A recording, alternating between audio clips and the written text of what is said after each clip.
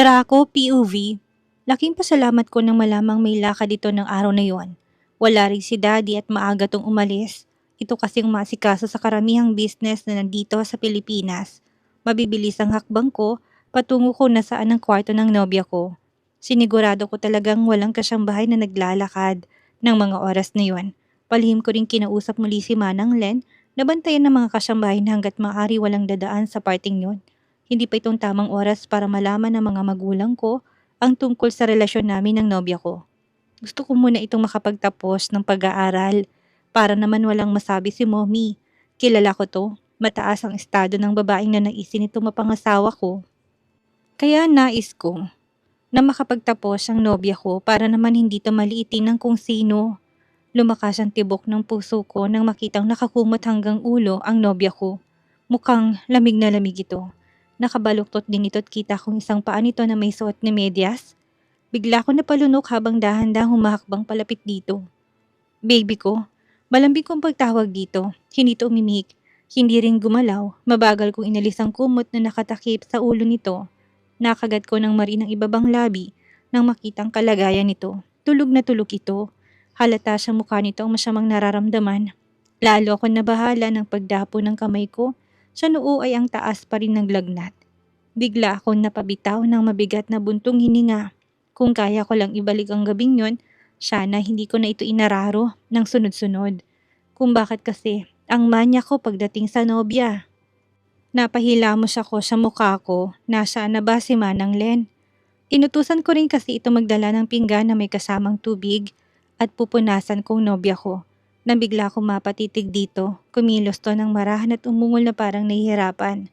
Baby, sabay haplos sa mukha nito. Pansin ko natigilan ito sa reaksyon ng mukha nito hanggang sa unti-unting dumilat ang mapungay ditong mga mata. Baby, tatawagan ko si Dr. Musa para matignan ka. Siya nahihirapang tinig. Paulit-ulit kong hinaplos ang mukha ni Celine. Wala sila mommy ngayon, kaya huwag ka na mag-alala ha. Paglalambing ko, pumikitong muli, sakto namang bumukas ang pinto. Pumasok si Manang Len, dalang maliit na pinggan na may lamang tubig. Kaagad akong tumayo. Salamat Manang, ako na hong bahala dito. Tumango naman ito. Isang sulyap ang ibinigay nito sa nobya ko bago lumabas ng kwarto. Alam ko na nag-aalala ito ng labis para sa dalaga. Baby, pupunasan kita ha, para mabawasan ang init ng katawan mo. Isang daing ang lumabas sa bibig ni Celine. Inalis ko ang kumot sa buong katawan nito. Natitigan ko ang kasuotan nito. Nakasuot ito ng makapal na jacket. Nakasuot din ng pajama, ganun din ng medyas. Come here baby. At saka ito inalalayang makaupo. Sobra itong nangihina at halos ayaw dumilat. Sa sobrang pagmamahal, masuyo ko hinalikan ang nanunuyo nitong labi. Hinalikan ko rin to sa noo. I'm sorry baby, nang dahil sa akin nagkasakit ka. Sabay bitaw ng mabigat na buntong hininga. Mabagal itong dumilat. Okay lang, sumabay pa kasi ang menstruation ko kaya lalo ako nahihirapan. Lalo ko nabagabag. Alam ko kasi kapag may menstruation ng babae, sumasakit ang puso ng mga to at halos hindi makagalaw. Umiiyak din at namimilipit sa sakit. Tapos sinabayan pa ng lagnat. Kasalanan kong lahat ng ito. Tatanggalin ko muna ang jacket mo ha, para mapunasan kita. Hindi to kumibo.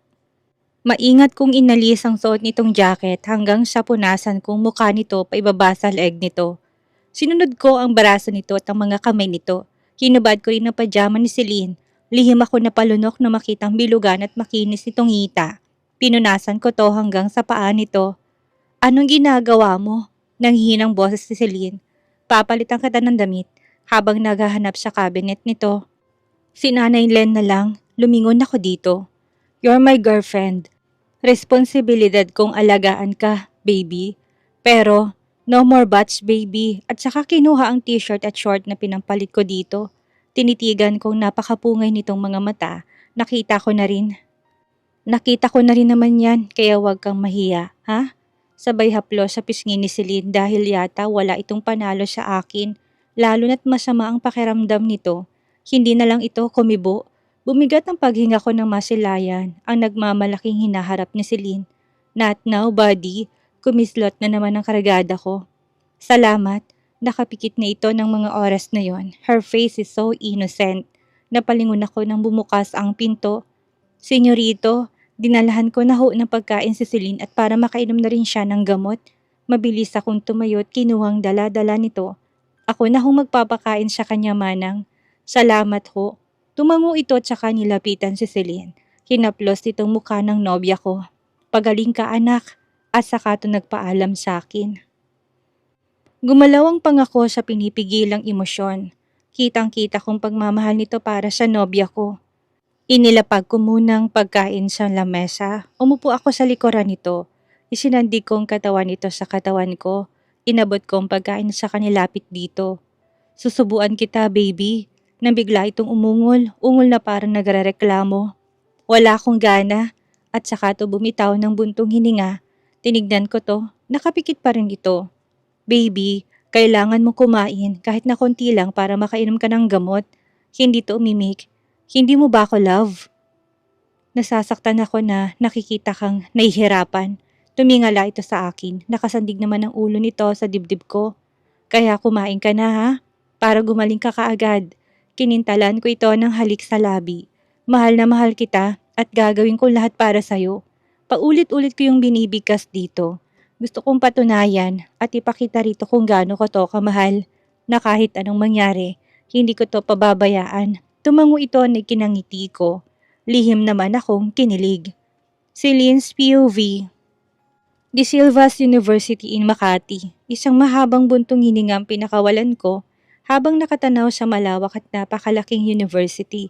Nakaramdam ako ng kalungkutan sa isiping hindi ko na makakasama pang dalawang kaibigan. Pumayag kasi ako sa alok ni Ma'am Janine na mag-take ng examinations.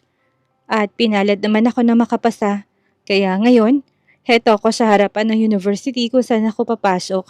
Business ang kursong kinuha ko. Pangarap ko na balang araw ay may mahawakan din akong sariling negosyo.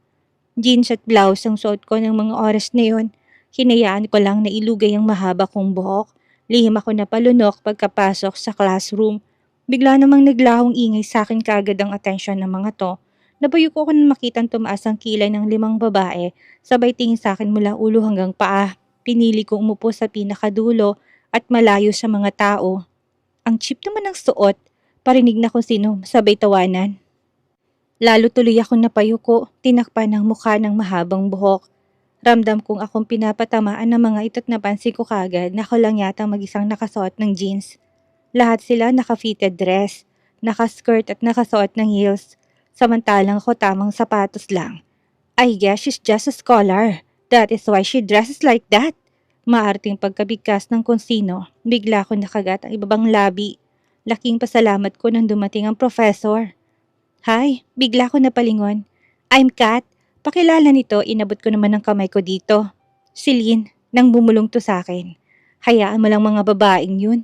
Sabay nguso nito sa may harapan. Yun yung mga babaeng sama kong tumingin. Simpleng ngiti naman ang binigay ko dito. Lunch break, biglang nag-vibrate ang phone ko. Baby, punta ka rito sa kabilang building.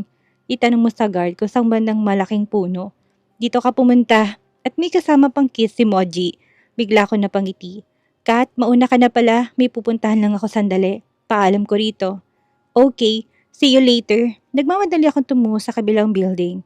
Hanggang sa ituro nga sa akin ng guard ang daan kung saan matatagpuan ang malaking puno.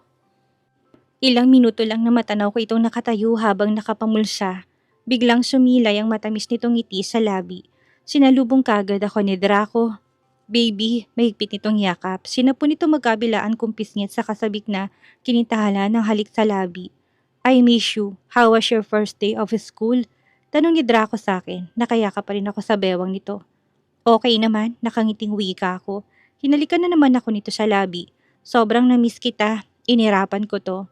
Magkasama pa lang tayo kaninang umaga sabay nguso ko. Napakamot naman to sa batok. Lagi kitang namimiss. Bakit hindi mo ba ako namimiss? Sabay simangot ni Draco. Pinisil kong ilong nito. Siyempre namimiss din kita. Kakaiba kasi ang pagkakabigkas mo. Mukhang ibang bagay ang namimiss mo. Nang bigla itong matawa. Naku, mukhang tama nga ako. Kinuha ni Draco ang kamay ko tinalikan. Kumain na tayo para makascore na agad ako. Biglang namulang mukha ko. Kinurot ko to sa tagiliran na ikinatawa lang nito. Ang manyak talaga. Saan tayo pupunta? Nalaman ko lang na nakaraang linggo na may mga dorm pa lang bawat estudyante dito sa university. Sa kondo. Kondo? Nakakunot ang noo na tanong ko. Magkahawak kamay ni Draco. Yap, sabay tango nito. Kung sa kanila dorm, sa akin kondo, hindi ko naman maramdaman na nagyayabang to. Baka gusto lang nitong ipaalam sa akin na magkaibang kondo sa dorm. Sa bagay, sa yaman ba naman nila, mabibili nga nito ang lahat ng gustuhin nito. Nalaman ko rin ni isa itong chief executive officer sa company nila. Siyempre proud ako para sa nobyo dahil sa kabila ng pagiging sikat at tinitingala ng maraming tao, ako napili nito para maging kasintahan. Wow, sa'yo to? Manghang tanong ko. Niyakap ako ni Draco mula sa likuran sabay halik sa leeg ko. Niyam ako napalunok. Ako pa yatang kinakain ito. Napapikit ako. Ang galing talaga ng manghuli ng kiliti nito. Ang bilis suminit ng katawan ko. Gumapang ang kamay nito sa hinaharap ko. Draco, hindi ba tayo kakain? Pabulong na tanong ko. Ramdam ko ng katigasan. Pwede bang unahin na muna kita, baby? Paus na bigkas nito. Wala akong nagawa. Bigla ako napahinto nang mapansing may bisitang nobyo ko. Nasa malaking salang mga ito. Kararating ko lang ng galing ng university.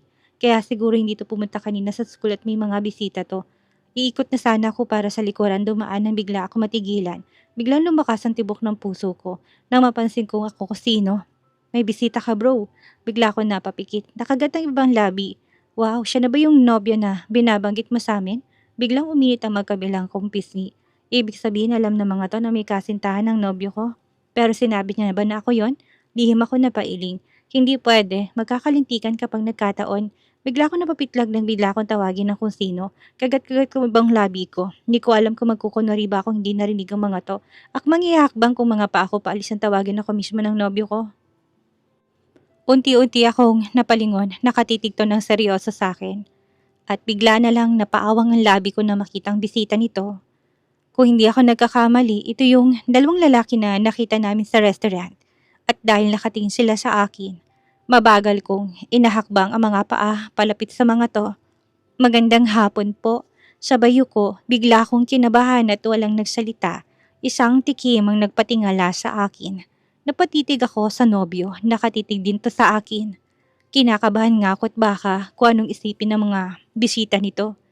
Siya si Celine, ang kasambahay po. Bigla ko natutupang bibig ko at napalakas ang boses ko. Sobra akong kinabahan sa sasabihin sana ng nobyo ko. Lihim kong pinanlakihan ito ng mga mata. Anong ginagawa mo? Ang ipinahiwating ng mga mata ko dito at dahil nakalugay ang mahabang buhok ko, hindi yun pansin ng mga bisita. Isang kunot ang ibinato ni Draco sa akin hanggang sa mapabitaw to ng buntong hininga. Bumaling ako sa mga bisita. Katulong po ako dito at pilit na tumingin sa dalawang lalaki. Nagtakakot na kaawang ang labi ng isang lalaki. Samantalang isang lalaki naman na nakakunot ang noo na nakatitig sa akin para bang kinikilala ko nito. Nang tumayo ang nobyo ko, tumalapit sa akin. Akmang lalayo ako nang bigla na naman tong hawakan ng kamay ko na ikinalaki ng mga mata ko. Mabilis kong inagaw ang kamay ko dito. Maiwan ko po muna kayo. Mukha ng mga to. Nagmadali akong lumayo habang lakas-lakas ng kabog ng dibdib ko. Pagkarating sa loob ng kwarto, bigla akong napasabunot. Bakit niya yung ginawa? Paano kung kakilala nila si Ma'am Janine at sabihin ng mga tong nakita nila? Bigla akong nakaramdam na matinding takot. Tumungo ako sa kusina na lutang ang pag-iisip. Anak, nandiyan ka na pala at saka nito inabot sa akin ng 3 kape na nasa tray. Nagtatanong naman ang mga mata ko kay Nanay Len. May bisita ang nobyo mo at ikaw ang inutusan na mag-akyat niya sa kwarto niya. Mahinang bulong nito sa akin, naiwan naman akong tulala. Lalong tumindi ang kabog ng dibdib ko. Anong ginagawa ng lalaking yon? Gusto niya ba kaming mahuli? Bigla ko nakagat ang ibang labi. Parang gusto kong umiyak, natatakot ako sa maaring mangyari. Kahit na kinakabahan, wala akong nagawa kundi ang ihatid ang kape sa mga ito. Ilang katok ang ginawa ko, napakurap ako ng isa sa mga bisita ng nobyo ko nagbukas ng pinto. Yung lalaki na palaging malalim ko makatingin sa akin. Hindi ko maintindihan kung bakit bigla itong napatitig sa mga mata nito at ganito din to sa akin. Lalong hindi ko maintindihan kung bakit gusto ko mapaiyak sa harapan nito. Nanginig biglang mga kamay ko at mukhang napansin nito yon. Maagap nitong kinuha ang tray sa akin. Pasok ka, nagbanyo lang sandali si Draco. at nagbigay ito ng simpleng ngiti. At nandun na naman ang mga titig nito na parang kinakabisado ako. Mabilis akong umiling. Hindi na po ako papasok, inihatid ko lang nang biglang sumulpot sa likuran ko ang nobyo ko. Walang pag-alinlangan na kinuha nitong kamay ko at pinasok sa loob ng sabay sarado ng pinto. Mga agawin kong kamay ko dito nang lalo nitong hinigpitan ng pagkakahawak sa akin. Lalo akong kinabahan sa ginagawa ni Draco. Nakatalikod ang lalaki habang nakasunod kami dito. Ano ginagawa mo? Marinat pabulong na tanong ko. Nabigla na lang tong humisi. Lalo ako nagulantang at talagang niyakapan itong isang braso sa bewang ko. They already know, baby. Bulong din ni Draco sa akin. Bigla ako natigilan. Anong? Nang bigla ako mapalingon sa bisita ni Draco. Ipakilala mo na siya sa amin, bro. Bigla ko napalunok nang akayin nitong malapit sa bisita nito. Yukong-yuko tuloy ako habang kagat ang ibabang labi. Relax, baby. Mababait sila at mapagkakatiwalaan. They're my best friend. Sabay haplos sa likuran ko nang tumapat ako sa mga to. Baby, ito nga pala ang mga baliw kong kaibigan. Narinig ko ang mahinang tawa ng isa sa kanila. Si Jimboy, ang babaero sa aming tatlo, kaya huwag ka lalapit sa kanya. Bigla ko napaangat ng tingin ng humalakak ito ng tawa. Yung Jimboy na, binanggit nito. Ang sama mo, bro. Bigkas nito sa nobyo ko, saka ito, binalingan. Hi Celine, nice to meet you. Sabay lahat ng kamay nito sa akin. Nang bigla na naman yun natapikin ng nobyo ko, napakamot lang ito sa batok. Siloso, simpleng ngiti ang binigay ko. Hello po, at ito naman si Romeo. Simple lang yan pero babaero din yan. Umagalpak na naman ang tawang nagngangalang Jimboy. Napakamasayahin naman pala nito. Kailan ka pa naging masama sa amin? Palatak na nagngangalang Romeo, iiling-iling din ito. Ngayon lang, sagot naman ng nobyo ko. Bigla ako tulitong nasiko at talagang ngumiti pa. Hello po sa inyong dalawa, kinagagalak ko po kayong makilala. She's my girlfriend. Bigla ako napayuko, walang hiya talagang nobyo kong ito. Oo na, akala mo naman naagawan. Biglang wika ni Jimboy. Pansin ko bahagyang paghiti ni Romeo, paminsan-minsan tong tumitingin sa akin. Pinakilala ko lang, bumaling ako sa nobyo. Labas na ako, tumango ito. Manghalikan ako nito nang mabilis akong umiwas. Wala talaga tong pinipiling lugar, sa harap pa talaga ng mga kaibigan. Labas na po ako mga sir. Hindi ko ninintay ang sagot ng mga to't nagmamadali na akong lumabas ng kwarto na yon. At dito na po nagtatapos ang kabanata ng ating kwento at sana'y muli niyo po akong samahan sa mga susunod pang kabanata. Maraming salamat po at keep safe everyone.